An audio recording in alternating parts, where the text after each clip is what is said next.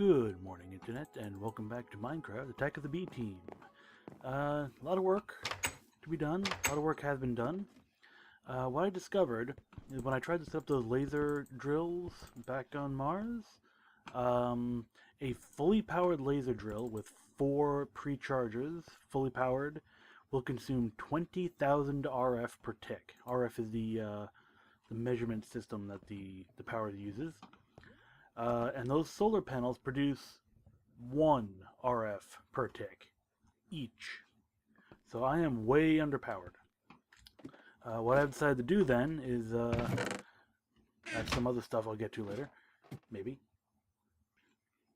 I've decided, I did some math, and I figured out I would need 250 dynamos of any type, because they all produce the same output, to fully power 1 laser drill. So I got to work, and I don't know why I made all this plastic. Turns out I didn't need it because I was probably looking at the wrong recipe. I was probably looking at this recipe instead of this recipe, but anyway. Got a whole bunch of gears, got a whole bunch of copper, and some redstone, and some other bits, and we're going to start making these. 250 dynamos, that's, let's see, 2,750 copper total, and 500 iron total, and let's see, 250 silver and 750 redstone, I believe, when all said and done. Just under 4 stacks of these stupid things. So let's just crank these out.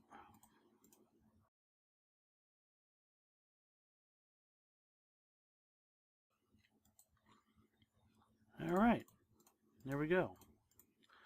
So this should provide 20,000 RF per tick exactly. That is a lot of time. I have a special bag for all my stuff. So here's how I plan to make it work. I have another harvester that I made. Get in there, you. I have another harvester, and I have a planter. So these are going to plant trees. I have the emerald upgrade, which is the largest I can get. I believe it's the largest I can get. And I have a sawmill, because what happens if I burn... Basically, the idea is to harvest wood that I can burn. So if I can have 1 log, if I just straight up burn it in one of these steam dynamos, I get about 36,000 RF total, over a period of time, of course. If I convert it into charcoal first, obviously it takes some energy to make the charcoal, but even accounting for that energy that I need to spend, I end up with a net of 179,000 RF. Pretty good improvement.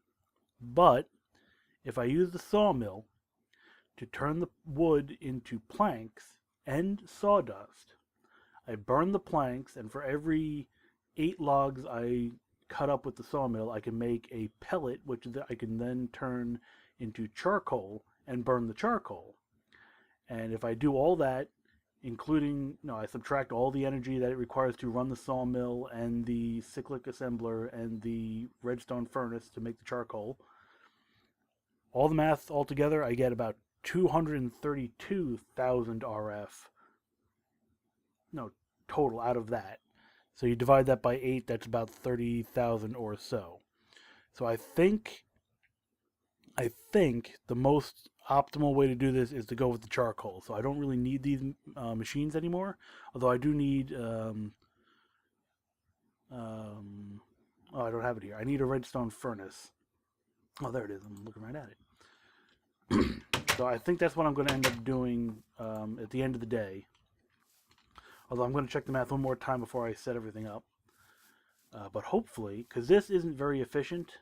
I mean, I get a lot of biofuel, but this setup here, in order to get the crops fast enough, I need the animals. And it doesn't really help too much. Instead of animals, I think I'm going to use mobs instead. And that's where this other stuff comes from. Because if I can use mobs instead of animals, I also get a steady supply of mob essence. But I can also get, if I use the correct type of mobs, I can get glowstone and redstone which I can then feed into other dynamos. There's a reactant dynamo that I can use. So that's what this stuff is for. This here is everything I need to make a mob spawner, or an auto spawner, I think it's called. So I'm just going to collect this stuff here.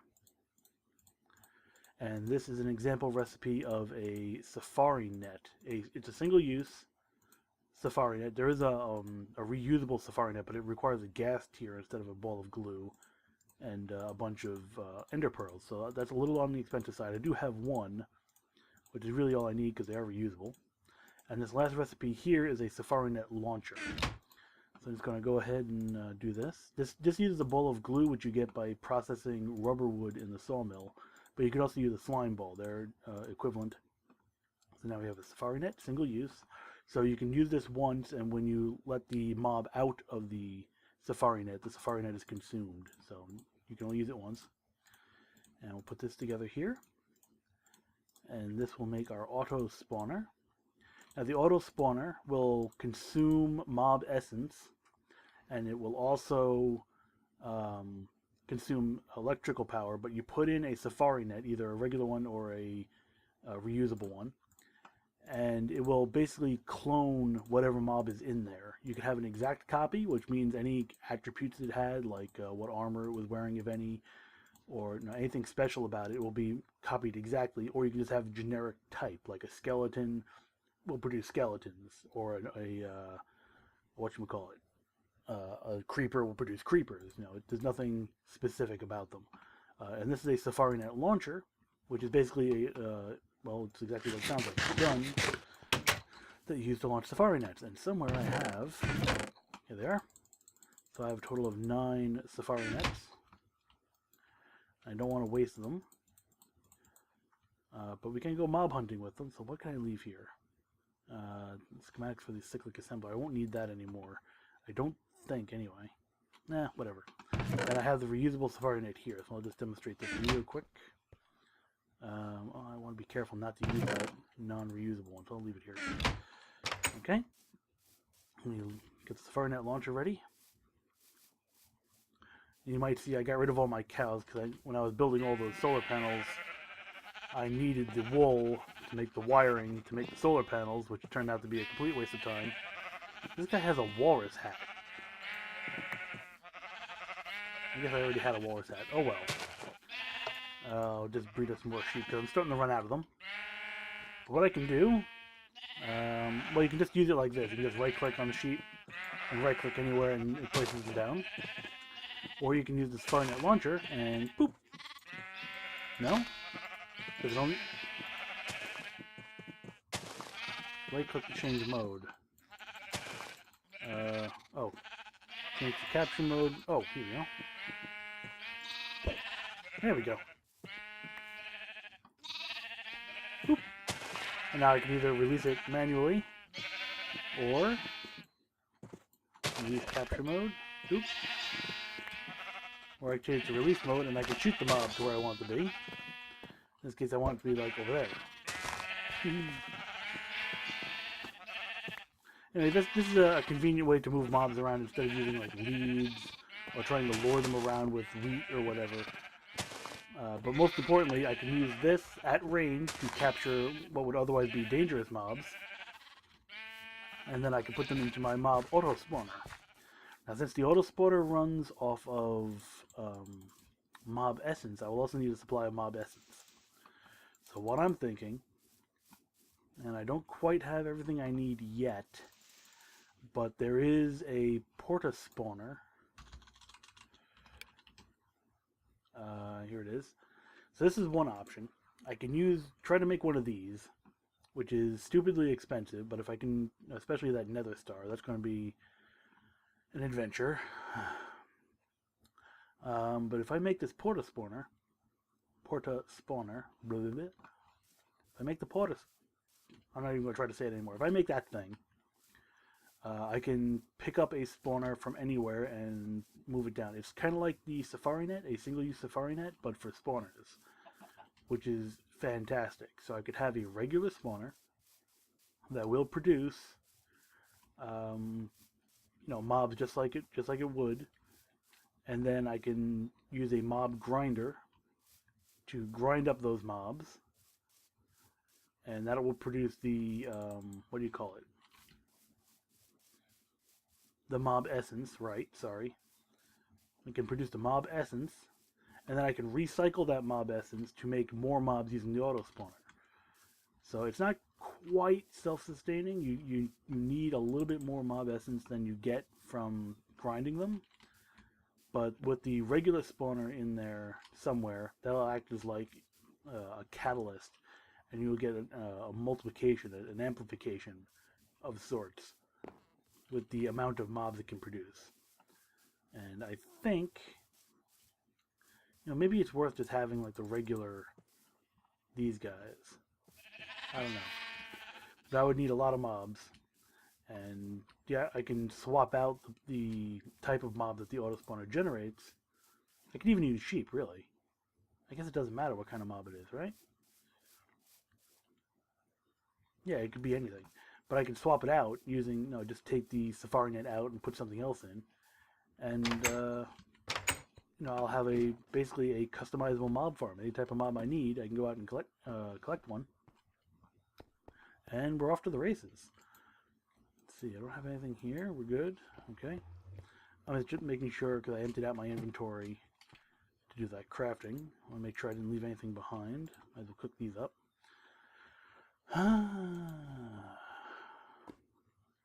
So I gotta check the math again on that, but I definitely need the 250 whatchamacallits to get this going. I'm gonna need some saplings. Do I have saplings? I don't want to use rubber saplings. I can use oak saplings. Are these more? That's pear saplings. I don't want pears.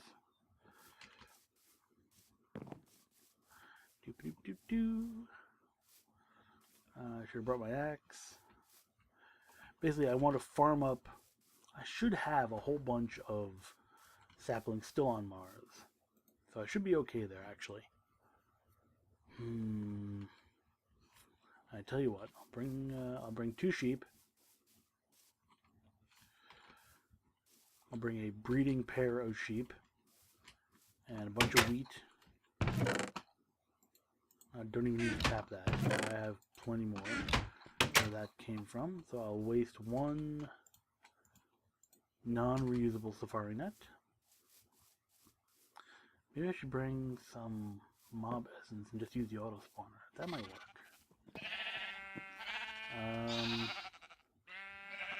Yeah, let's do that. Boink. Okay. I have 1 sheep. I'll bring 2 sheep because this one's free. Screw you. Ooh. That's 2 sheep. I should have a portable tank somewhere. I think. I'm gonna put the damn thing. Not in here. Wow. Ooh. I think I know what to do with that. Oh, and I have more of these. I'm so glad I looked in here. There's a zombie outside trying to eat my face. Can't get out of this hole. Hey guys.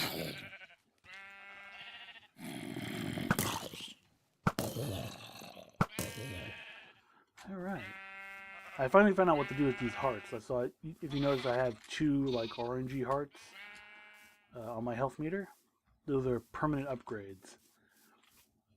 Well, semi-permanent. I can take them out. But now, because I figured out you need these, and you can make this stuff. So I need golden apple. Wow, really? It's not just a golden apple. That's a freaking notch apple. Alright, but no problem.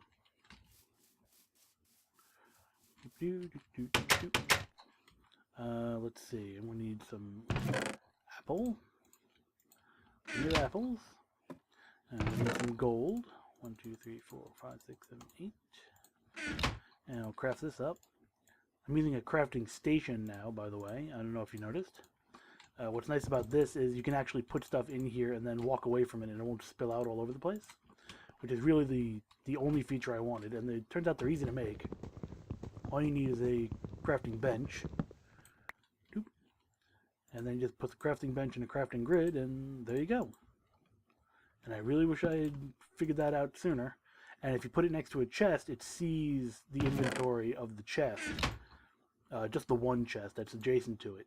So it's almost as good as the crafting stations that we used to have in a certain other mod pack.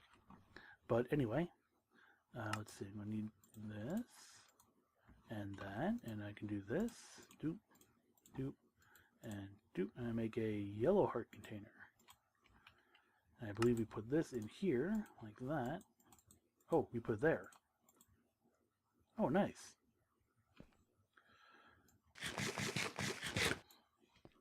And that should create, maybe, permanent health increase. Yeah, it should do something. But we'll find out. Anywho, yeah, I think let's head back to Mars. Or I guess we'll do that in the next episode. In the next episode, we'll be back on Mars. And I'll start setting up this, the